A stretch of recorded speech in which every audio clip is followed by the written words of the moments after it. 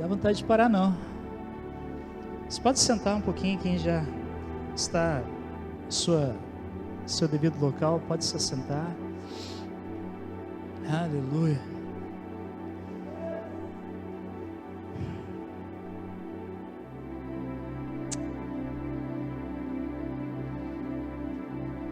Como eu falei há pouco para vocês, o grande lance de Jesus Cristo aqui na Terra foi trazer uma revelação muito legal de Deus. Cara, nenhum dos heróis da fé, nenhum dos grandes profetas do Antigo Testamento, nem Davi, nem Salomão, Gideão, Isaías, Jeremias, nenhum deles tiveram a manha que eu e você temos de chamar o nosso Deus de Pai. O grande lance de Jesus aqui na Terra, sabe o que foi? Ele foi trazer para nós a revelação de Deus como nosso Abba Pai. Hoje, quando você se prostra diante de Deus, quando você chega na igreja, hoje, quando você chega no teu quarto, você fecha a porta, você pode falar assim: meu Deus e meu Pai. Nem o islâmico pode falar isso, nem o hindu pode falar isso, nenhum Hare Krishna pode falar isso. Somente os filhos de Deus, somente aqueles que o receberam como seu Senhor, Jesus como seu Senhor e Salvador da sua vida. E Jesus Cristo começou a oração dominical, que a gente chama, com Pai Nosso que estás no céu. Assim orareis: Pai Nosso que estás no céu, santificado seja o teu nome. Já começa chamando Deus por quem Ele é o teu Pai. Eu queria nessa noite trazer uma mensagem a respeito disso, de quem é o Pai. A gente esteve falando na última quarta-feira, no culto de oração, a respeito um pouquinho de paternidade, quem é Deus para nós. A maior parte das pessoas hoje tem uma dificuldade tremenda em entender o que é Deus como Pai. Sabe por quê? Porque nós não tivemos um Pai que representou a Deus de verdade aqui na Terra. Infelizmente, hoje, 30% da população brasileira não tem o nome do pai na sua certidão de nascimento. Não sabe quem é o seu pai. Nasceram com uma referência de mãe, e as mães são guerreiras, é massa isso. Deus deu para a mãe um esquema tão legal que ela morre pelo filho, ela não se entrega de jeito nenhum. É ou não é? Quantos de nós tem exemplo de uma mãe que batalhou? Eu tenho a minha. Minha faleceu no ano retrasado. Mas todos os filhos têm um exemplo de uma mãe que sustentou 6 filhos praticamente sozinha. Cansada, coitada, mas ela foi até o fim, não desistiu. E só que uma parte de nós... Obrigado, mano. Deus abençoe. Uma parte de nós não tem essa referência de ter um pai. Por quê? Porque o pai simboliza proteção, provisão, limites. O pai é aquele que quando tem um problema, ele assume a bronca, fala: não, é meu filho, peraí. Vai resolver comigo, não vai resolver com meu filho. O pai é aquele que quando o filho faz alguma coisa errada, ele corrige o filho, ele coloca os limites. Então, a maior parte de nós não tem uma referência do que é pai. E quando a gente olha para Deus e Deus se apresenta como um pai, a gente fica com medo. Porque todo mundo quer um salvador. Todo mundo quer alguém que morra por nós na cruz. Jesus é massa, Jesus veio aqui, tomou o meu lugar, foi chicoteado, foi cuspido, foi humilhado. A gente vai celebrar daqui a pouco a morte dele e a sua ressurreição, lógico, não somente a morte, mas se ele não tivesse ressuscitado, não adiantaria nada ter morrido. Mas todo mundo quer ter um relacionamento com Jesus, porque Jesus é massa, Jesus é nosso brother. Mas quando a gente fala em Deus Pai, a gente morre de medo. Por quê? Porque o Pai envolve responsabilidade. Só que Jesus veio trazer para a gente um Pai verdadeiro, um Pai amoroso. Eu queria que você lesse comigo a palavra de Deus lá em Lucas capítulo 15, do versos 11 em diante.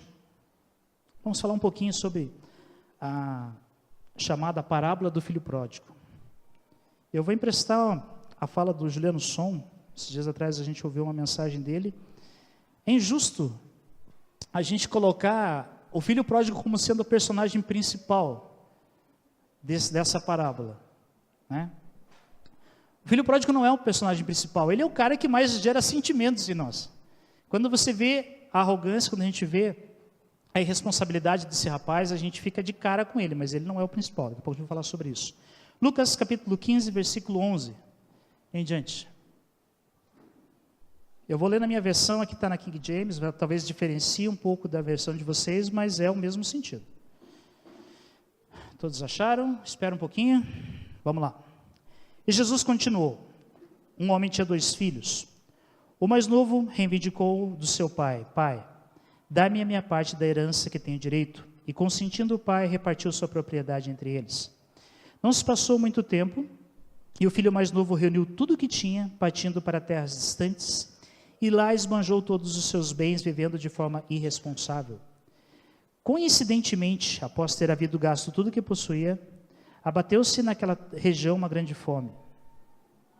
E ele começou a passar muita necessidade. Por esse motivo foi empregar-se com um dos cidadãos daquela região, que o mandou para o campo a fim de cuidar dos porcos.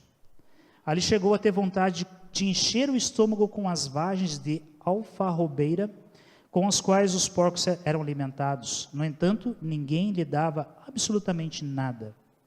Foi quando, caindo em si, falou consigo mesmo: quantos empregados de meu pai têm comida com fartura, e eu aqui morrendo de fome? Levantar-me-ei, tomarei o caminho de volta para o meu pai, e ao chegar lhe confessarei: Pai, pequei contra o céu e contra ti. Não sou mais digno de ser chamado teu filho, trata-me como um dos teus trabalhadores. E logo em seguida levantou-se e saiu em direção do pai. Vinha caminhando ele ainda distante, quando seu pai viu e, pleno de compaixão, correu ao encontro do seu filho, e muito o abraçou e beijou.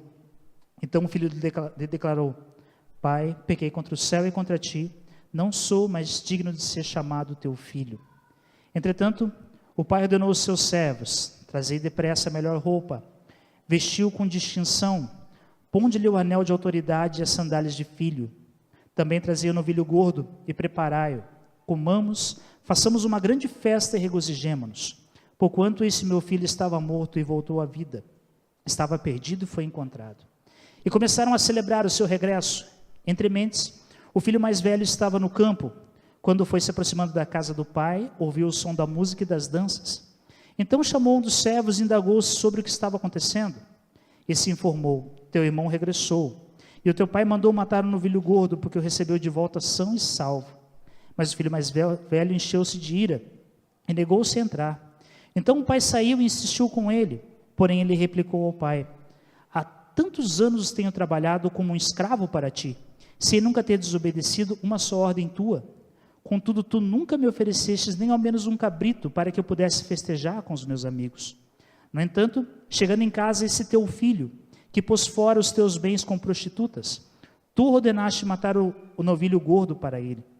Então lhe arrazoou o pai: meu filho, tu sempre estás comigo, tudo que eu possuo é igualmente teu. Porém, nós tínhamos que celebrar muito a volta desse teu irmão e regozijarmos-nos, porque ele estava morto e reviveu, estava sem esperança e foi salvo. Amém? Então, como eu falei para vocês, essa parábola tem 3 pessoas principais. Tem 3 personagens principais dessa parábola. Um filho mais novo, que era um filho irresponsável, né? Um filho que já estava cansado da casa do pai, que não gostava de leis, que não gostava de regras, que não tinha limites para si, que pedindo a sua parte na fazenda, isso era algo estranho na época, um pai poderia, inclusive naquela época, repartir os seus bens com os seus filhos em vida, antes de ter morrido. Porém, a proposta deveria ser do pai para os filhos. E dividindo, sempre o filho mais velho recebia o dobro da herança, e o mais novo ficava com a metade. E a metade que lhe cabia, né? Então o que acontecia? Quando um filho toma uma decisão que nem essa, de dizer para o seu próprio pai: pai, me dá a minha herança, ele estava matando seu pai. Dentro de si ele estava dizendo: morra. Não é? Esse era o filho pródigo. Aí nós tínhamos um outro filho, um filho que ficou em casa, aquele filho que era um filho exemplar, aquele filho que a gente gostaria de ter para nós, né? Poxa, queria ter um filho desse, um filho que não desobedece regras, que não desobedece leis, que ficou junto com o pai, inclusive ajudando o pai todo o tempo em que esse filho pródigo, né, esteve fora, e lá desbanjou todos os seus bens. E daí temos o pai, que, como eu vou dizer para vocês, essa é a pessoa principal. A parábola não deveria se chamar a parábola do filho pródigo. A parábola deveria se chamar a parábola do coração da graça do pai, ou do coração gracioso do pai para com os seus filhos. Nós vamos dividir essa história em 3 partes diferentes, né? Vamos começar a abordar sobre cada um desses personagens, a começar do filho pródigo. O que significa pródigo? é um adjetivo, significa que dissipa os seus bens, que gasta mais do que o necessário, gastador, esbanjador e perdulário. Também existe um outro significado que diz que é generoso em dar, liberal e magnânimo. Bom, como a gente leu a parábola que a gente viu que é o primeiro exemplo, né, o primeiro sinônimo que a gente pode deixar como adjetivo desse rapaz, né? Esse filho, ele é um exemplo de libertinagem. Ele é exemplo de alguém que não gosta de regras, que não gosta de leis. Se você for pegar hoje, infelizmente, o que se prega hoje na televisão, o que se prega hoje na mídia, de uma forma geral, é não siga leis. Lei só existe para te tolir, não é assim? A lei só serve para te limitar, você não pode ser limitado por ninguém. Inclusive, você pode ser aquilo que você quiser ser. Você não é aquilo que você é. Você pode decidir em qualquer momento deixar de ser quem você é para ser alguma outra coisa. Existe pessoas, se não me engano, até na Alemanha, um cara querendo brigar para se tornar uma árvore. Acreditem se quiser, né? Oi? O cara brigou na justiça para se tornar uma árvore. O outro queria virar um tigre. Gente, isso é hoje o que está acontecendo com a humanidade. Isso é o que a falta de leis gera na humanidade. Nós pegamos um pouquinho hoje qual é a necessidade da lei. Poxa, Deus quando criou o ser humano, Ele colocou uma incumbência para ele, né, lá no Jardim do Éden, falou, olha, você vai cuidar desse jardim, você vai fazer toda a manutenção dele, e eu vou colocar uma lei para você. Você não vai tocar naquela árvore que está lá no centro, a árvore da ciência do bem e do mal, você não toca. Essa é a minha lei para você. E para que servia essa lei? Para proteger o homem. Ele falou, inclusive, olha, quando você tocar nessa árvore, se você comer desse fruto, você vai morrer. As leis de Deus não são para nos tolir, as leis de Deus não são para nos limitar, as leis de Deus são para nos proteger. Deus, Ele coloca um monte de, não digo nome, um monte, mas normas para nós, para que a gente venha ser abençoado através delas. Pense em você como pai, quando você fala para o filho, não mexe naquela panela que está em cima do fogão. Por que você fala isso para ele? Porque você odeia o seu filho? Se ele for mexer lá, ele vai queimar a mão, ele vai virar aquela panela em cima dele, vai dar uma zica. É ou não é? Quando você coloca algumas normas dentro da sua casa, é para proteção da sua família. E Deus também faz assim conosco.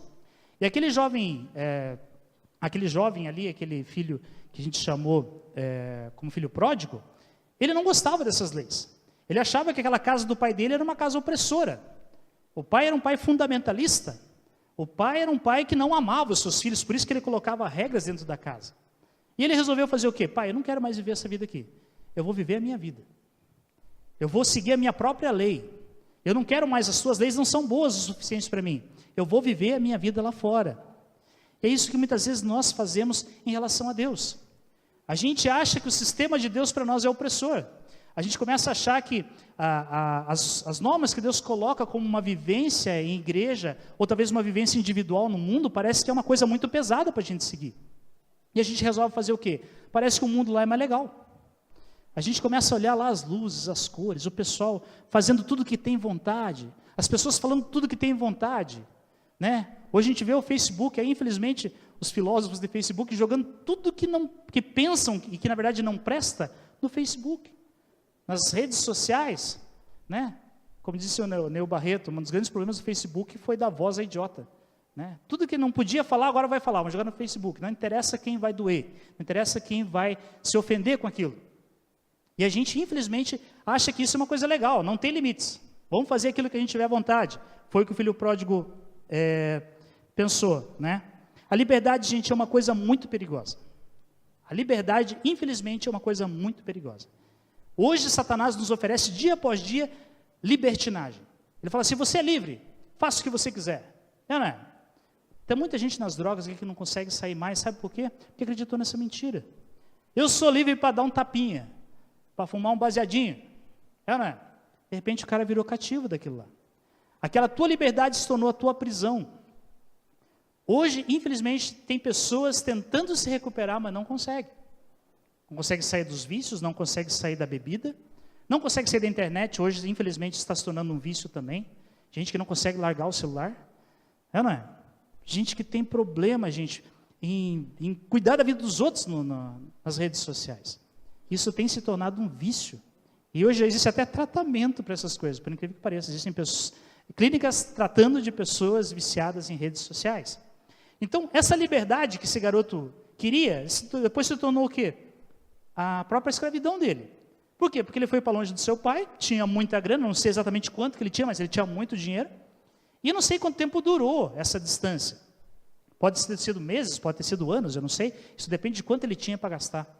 E quando acabou o dinheiro dele, o que aconteceu? Ele foi procurar emprego. O que ele conseguiu? Cuidar de porco. Gente, para os judeus, isso era a coisa mais absurda que um cara podia fazer. Não tinha emprego pior para judeu.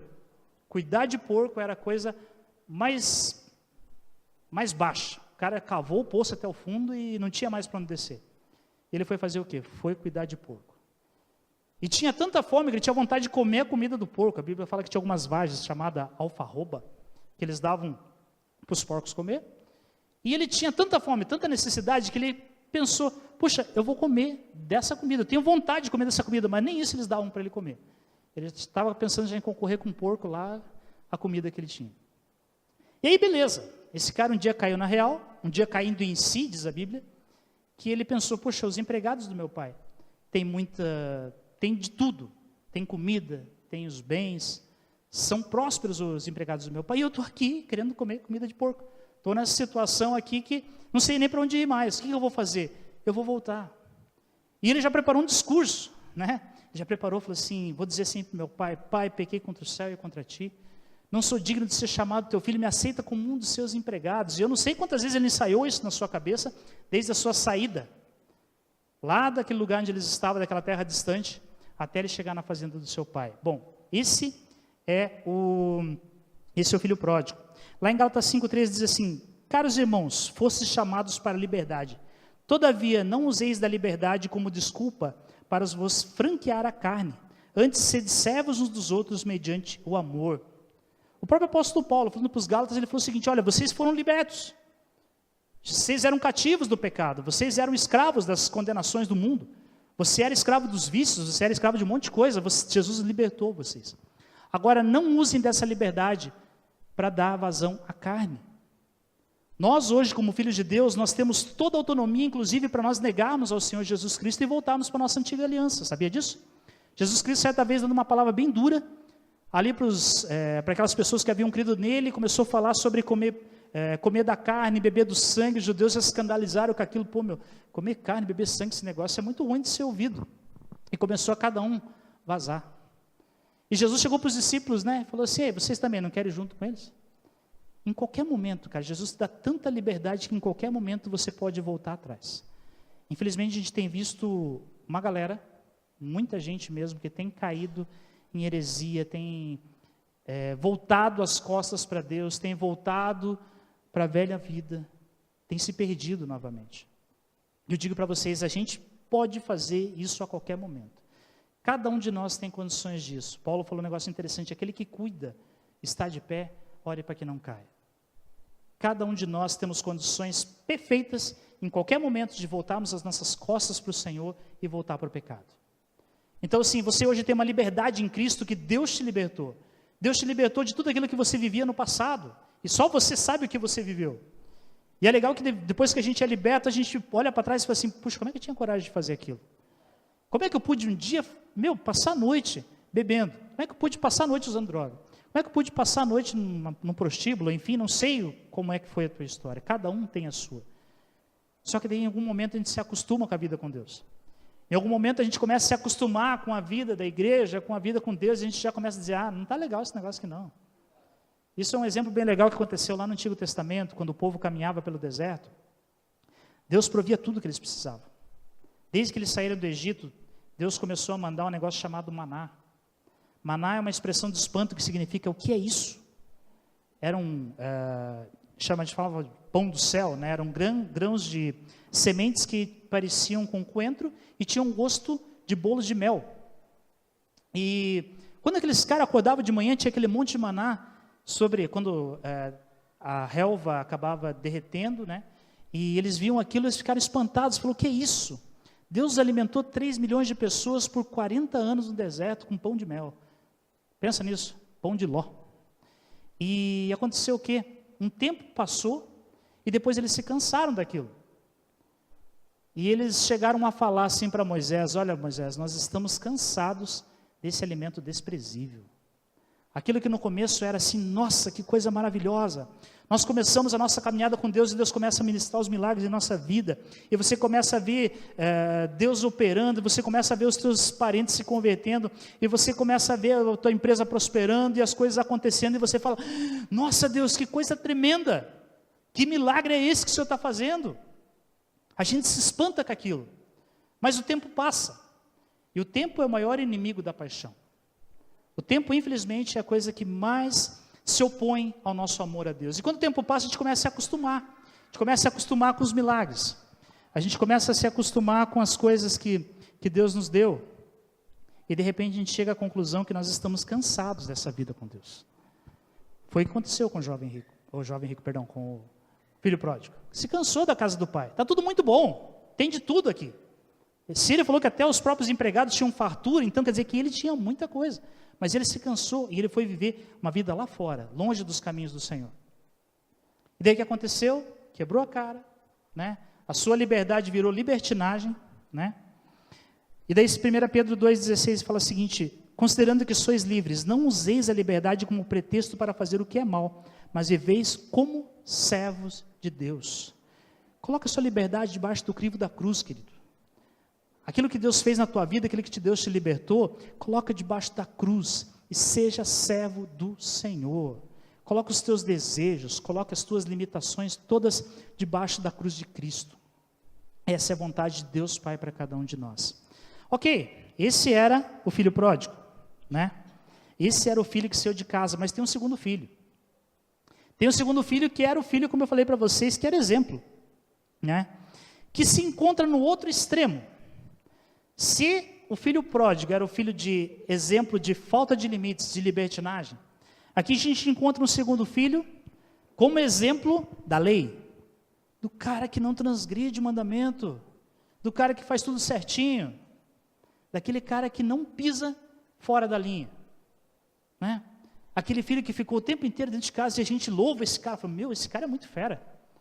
Meu, esse piá é massa pra caramba, porque todo o tempo que o outro filho esteve lá fora, ele podia ter brigado com o pai dele, podia ter discutido, falou, pai, por que dá herança para esse cara e larga bom? Ah, se quiser aí que vai sem nada, que se vire. E daí aquele cara ficou o tempo inteiro trabalhando em sua casa, e eu garanto que se você pensar racionalmente, e você se encontrasse no lugar dele, você ia fazer a mesma coisa. Né? Pensa que você tem mais um irmão, o irmão pegou uma grana lascada, sumiu, desapareceu, escafedeu-se. Depois não sabe lá quanto tempo volta, com uma mão na frente e outra atrás, fedido, tudo abacalhado. Aí você vai falar, que bom, meu irmão voltou. Você ia ficar bravo com o pai também, meu. Fala a verdade. Você ia dizer, pai, peraí, que tipo, esse cara vai, faz o que quer, o que não quer, pronta tudo aí, volta para casa, você vai matar o cordeiro gordo para matar? Ah, não, para, pai, que isso? Esse cara é o cara que a gente se identifica muito mais com ele. E sabe quem que é esse cara? É aquele cara que nunca saiu da igreja. Esse é aquele cara da lei, aquele cara assim que não transgride mandamento, mas é o cara do juízo, é o cara da justiça, é aquele cara que Jesus bateu muito na galera, que eram os fariseus da época, né?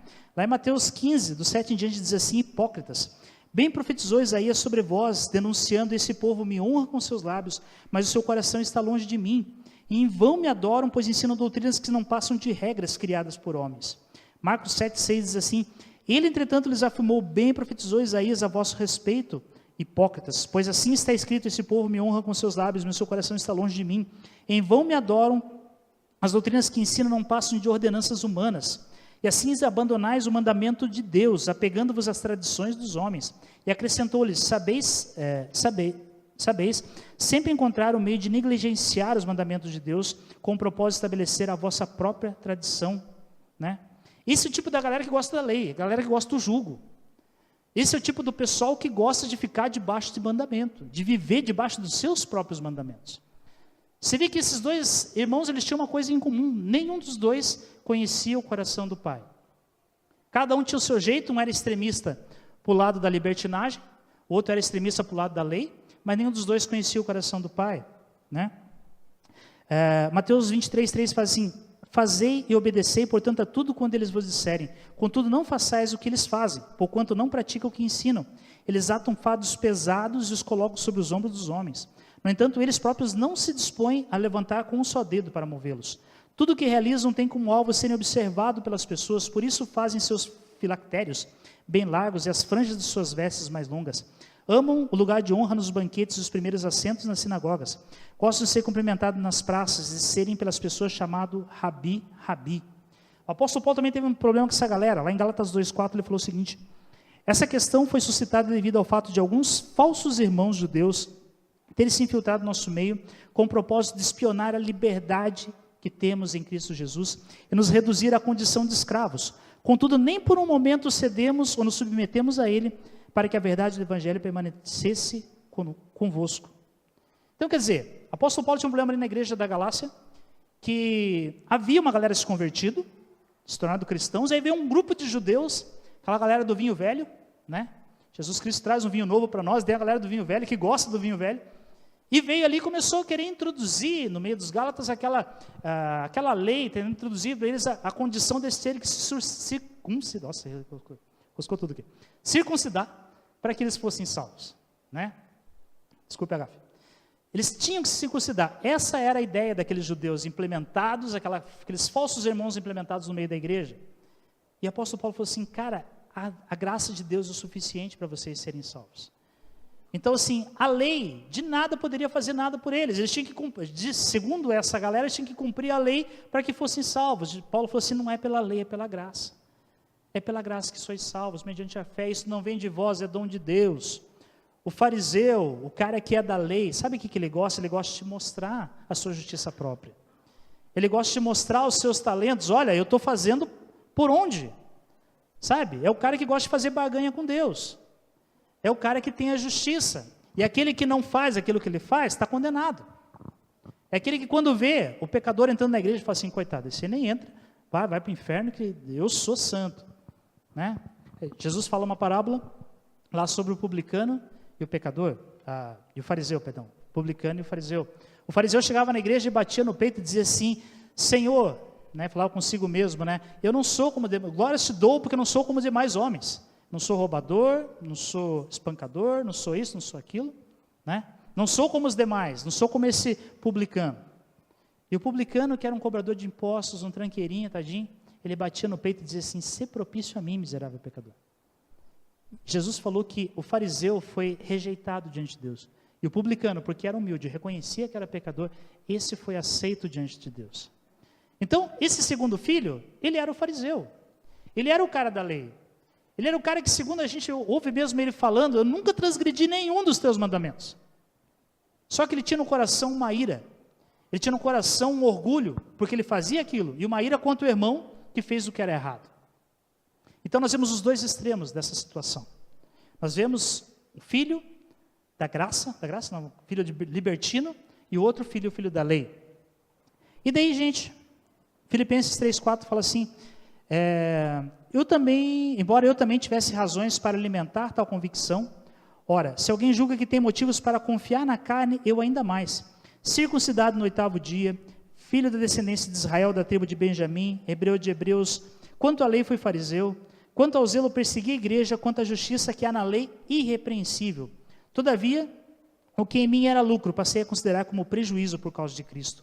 Mais do que isso, compreendo que tudo que era uma completa perda, quando comparado à superioridade do valor do conhecimento de Cristo Jesus, meu Senhor, por quem decidi perder todos esses valores, os quais considero como esterco, a fim de ganhar a Cristo, e ser encontrado nele, não tendo por mim a minha justiça que procede da lei, mas sim a que é otorgada por Deus mediante a fé, para conhecer a Cristo e o poder da ressurreição e a participação nos seus sofrimentos, identificando-me com ele na sua morte, com o propósito de que, como for a ressurreição dentre os mortos, nela estar presente.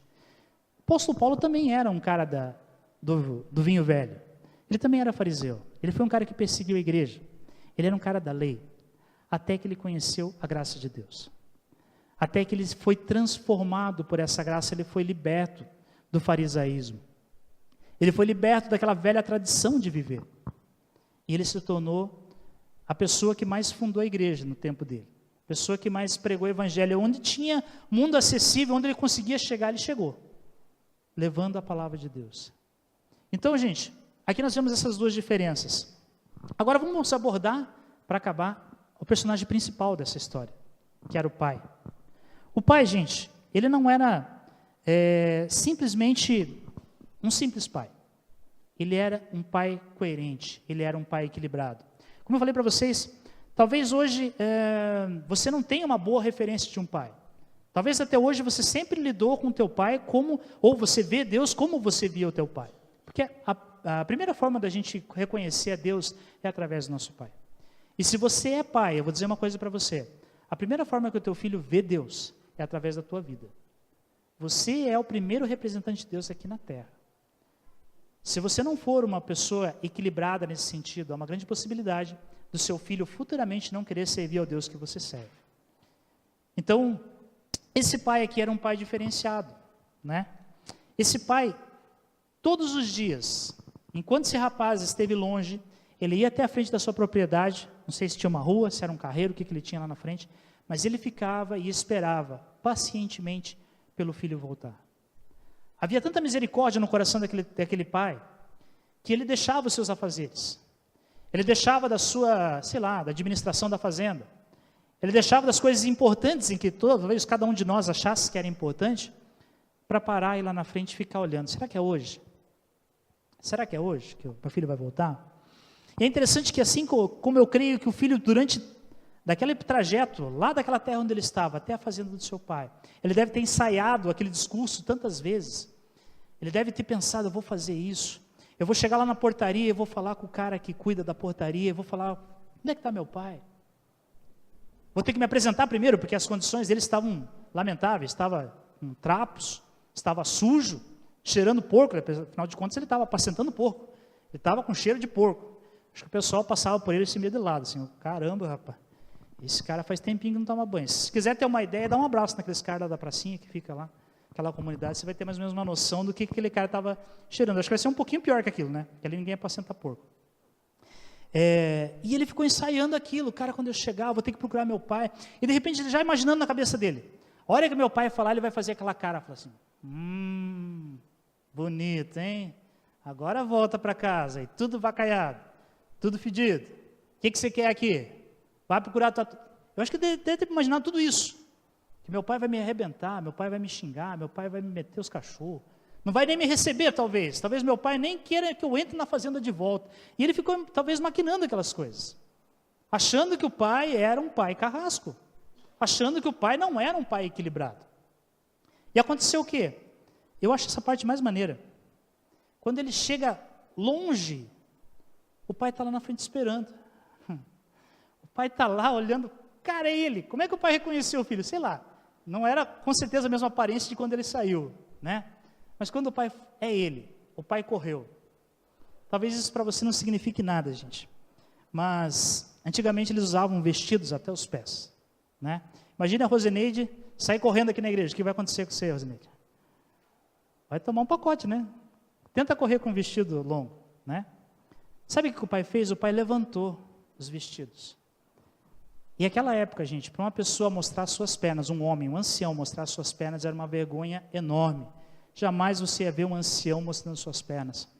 E aquele pai não se importou com o que os vizinhos iam pensar. Aquele pai não se importou se os outros iam dizer, esse cara é louco. Está correndo que nem um maluco, ninguém precisava correr. E aquele homem correu em direção ao seu filho.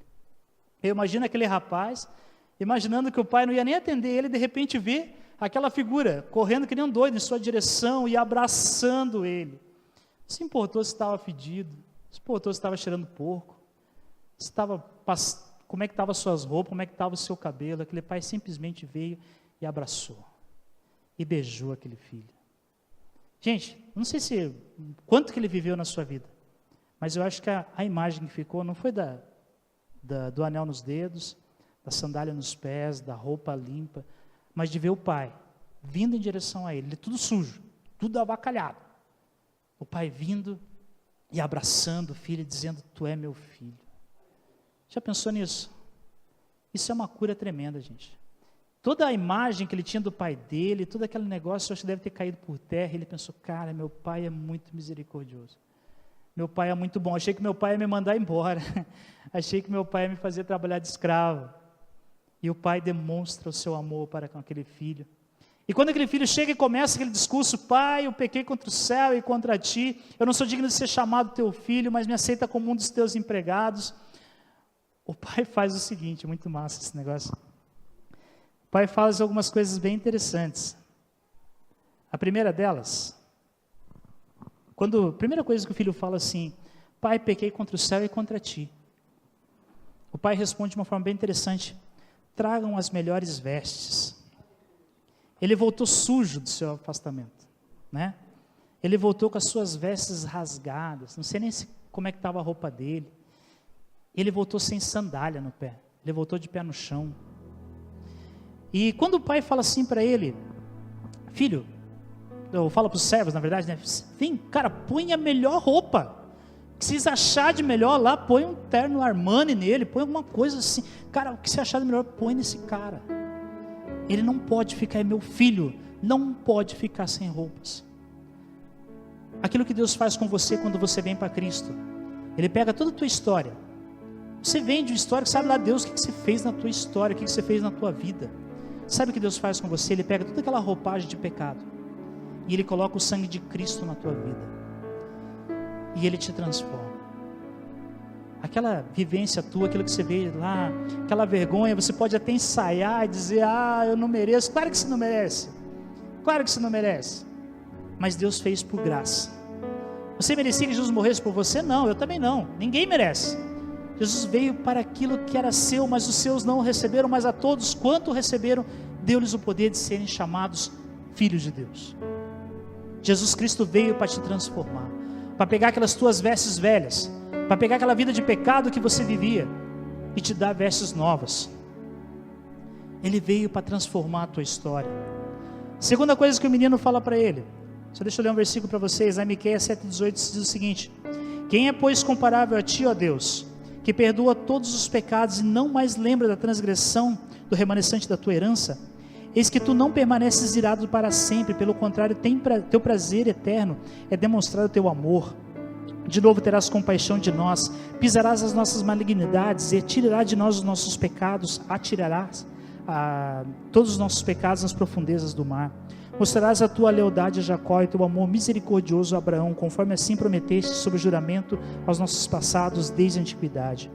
Romanos 4,24 diz assim: mas igualmente para todos nós, a quem Deus considerar justificação, a nós que cremos naquele que justificou dos mortos o nosso Senhor Jesus Cristo, Ele foi entregue à morte para pagar todos os nossos pecados, ressuscitado para a nossa completa justificação, e o justificado tem paz com Deus. Colossenses 1,13 fala o seguinte: Ele nos resgatou do domínio das trevas e nos transportou para o reino do Filho amado, em quem temos a plena redenção por meio do seu sangue, isso é, o perdão de todos os pecados. Jesus Cristo te perdoou. Ele pegou as tuas vestes velhas, Ele pegou todo aquele trapo que você veio lá do passado e jogou fora. Falou: não, queima esse troço, isso aqui não presta para o meu filho, eu quero dar para ele vestes novas. Foi isso que o pai fez com o filho. A segunda coisa que ele fez, o filho falou o seguinte: eu não sou digno de ser chamado teu filho. A resposta do pai: ponde o anel no seu dedo. Gente,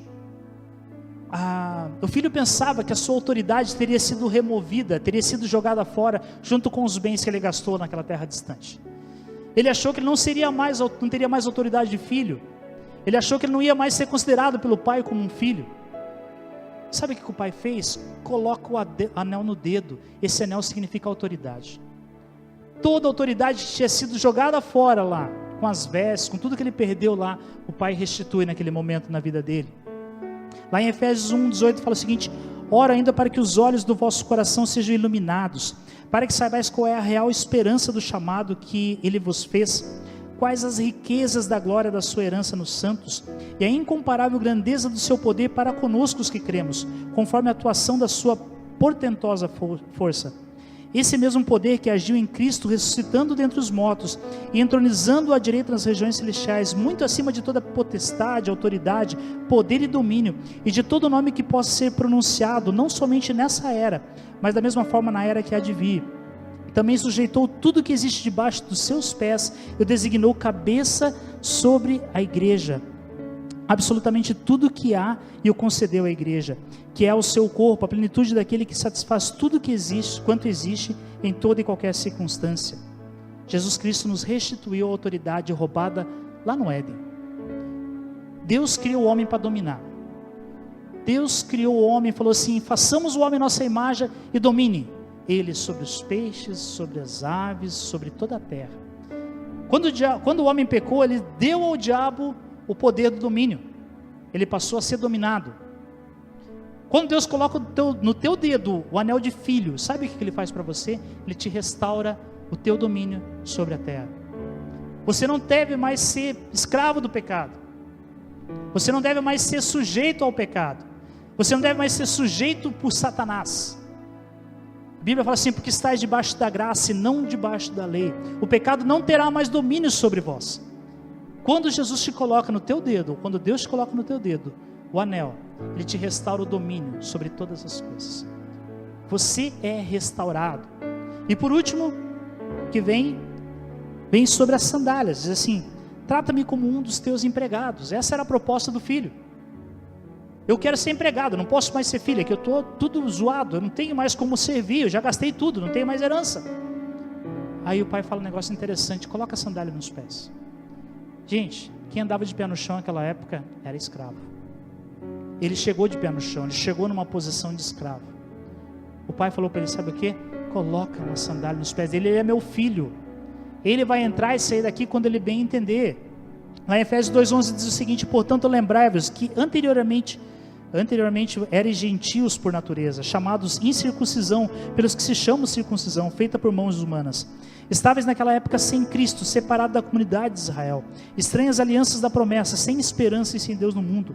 Todavia agora, em Cristo Jesus, vós que estáveis distantes, fosse chamado mediante o sangue de Cristo. Portanto, Ele é a nossa paz. De ambos os povos fez um só, derrubando o muro de separação em seu próprio corpo. Desfez toda a inimizade, ou seja, anulou a lei dos mandamentos expressa em ordenanças, para em si mesmo criar nos dois um ser humano, um novo ser humano, realizando assim a paz, e reconciliar com Deus os dois em um só corpo, pelo ato da cruz, por intermédio do qual ele destruiu toda a irreconciliabilidade. E vindo ele, proclamou a paz para vós, que estáveis longe, da mesma forma para os que estavam perto, pois por meio dele, tanto nós como vós temos pleno acesso ao Pai, por um só Espírito. Portanto, não sois mais estrangeiros, nem imigrantes, pelo contrário, sois concidadãos dos santos e membros da família de Deus, edificados sobre o fundamento dos apóstolos e dos profetas, sendo o próprio Cristo Jesus a principal pedra angular desse alicerce.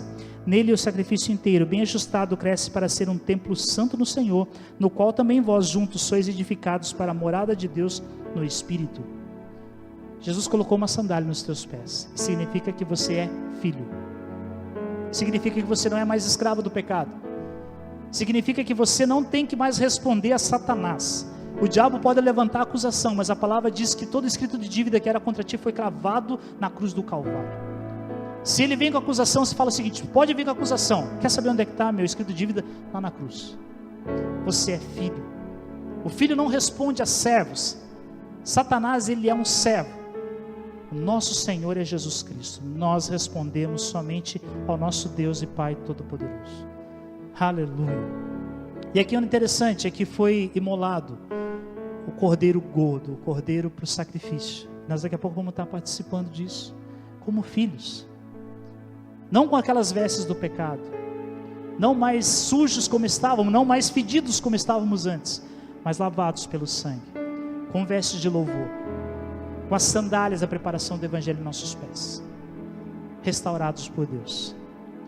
E hoje eu gostaria de convidar você a ter um relacionamento pessoal com esse Deus. Como eu falei, de repente o teu pai não foi um bom representante de Deus nessa terra. De repente o teu pai não soube lidar com você como Deus gostaria que ele lidasse. Mas o que eu queria te propor é você ter um relacionamento pessoal com esse pai. E amar esse pai.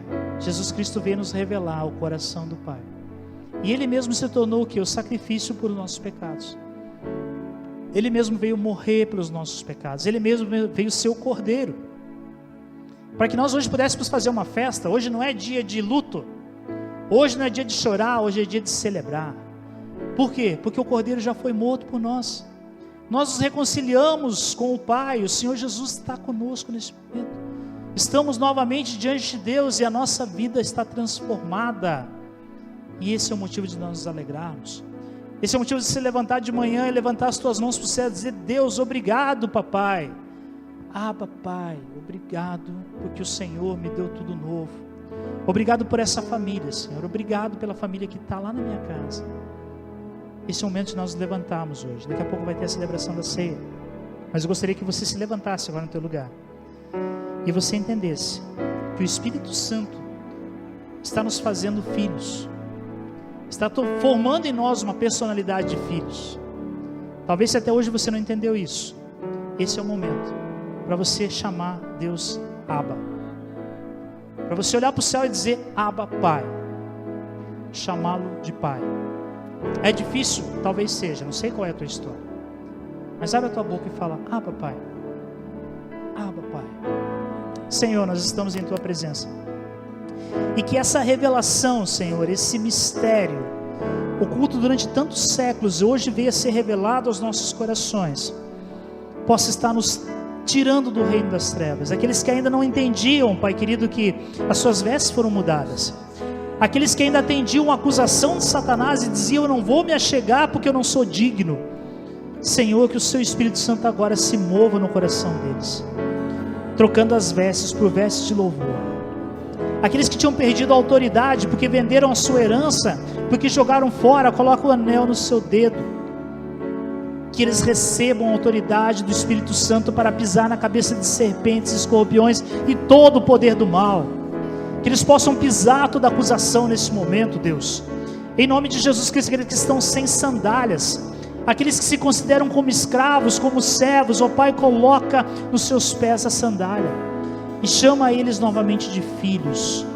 O Senhor tem nos chamado de filhos, o Senhor tem olhado para nós e tem nos chamado de filhos. Esse é o privilégio, Deus, que nós temos em tua presença, e nós levantamos a nossa voz ao Senhor e declaramos que tu és o nosso Abba, tu és o nosso Pai, tu és aquele, Senhor, que nos comprou, tu és aquele que nos redimiu e nos lavou e nos comprou e nos pagou um preço altíssimo por nós. Te honramos nessa noite, Pai, te agradecemos porque tu és Deus. Revela-te a nós, Senhor, em nome de Jesus.